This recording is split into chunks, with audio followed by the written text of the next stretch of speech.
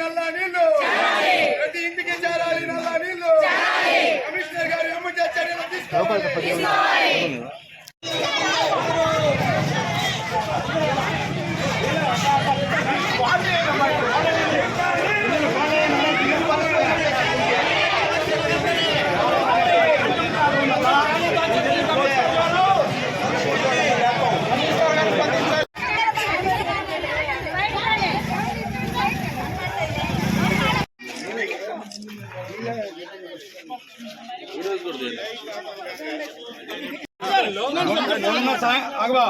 మొన్న సాయంత్రం నైట్ వాళ్ళు అవతల పార్టీ నుంచి తెలుగుదేశం పార్టీలో చేరారని చెప్పేసి దొగ్గతో రైతులు 1 గంట జరిగితే తెల్లారి పొద్దున్న 6 నీళ్లు కట్టేయడం భాగమా?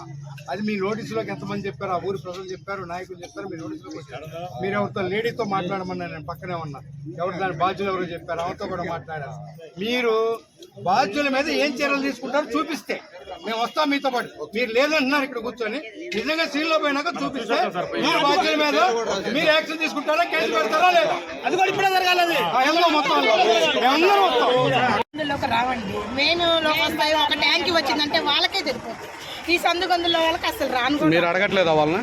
అడుగుతున్నాం, ఏమంటే ఆగండి, వస్తున్నాయి, మేము వస్తున్నాం, మళ్ళీ వస్తాము.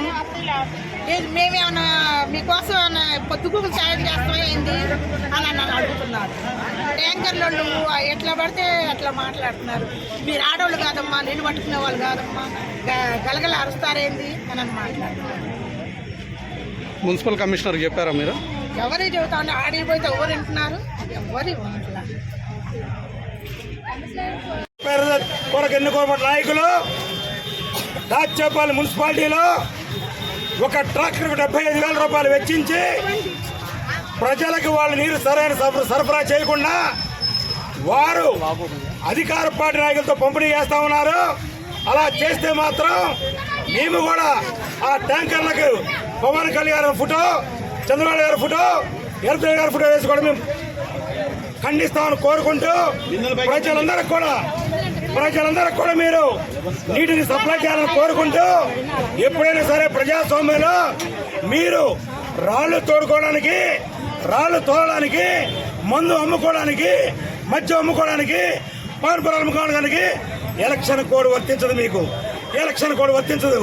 కానీ ప్రజలకు మీరు అందించాలంటే ఎలక్షన్ కోడ్ వంకతో మీ యొక్క సొంత కాంట్రాక్టుల ద్వారా, మీ సొంత నాయకుల ద్వారా కొంతమందిలకి మీరు చేస్తా ఉన్నారు. కాబట్టి దీన్ని తీవ్రంగా Bharatiya Janata Party, Telugu Desam Party, Janasena Party ఖండిస్తా ఉన్నాం, హెచ్చరిస్తా ఉన్నాం.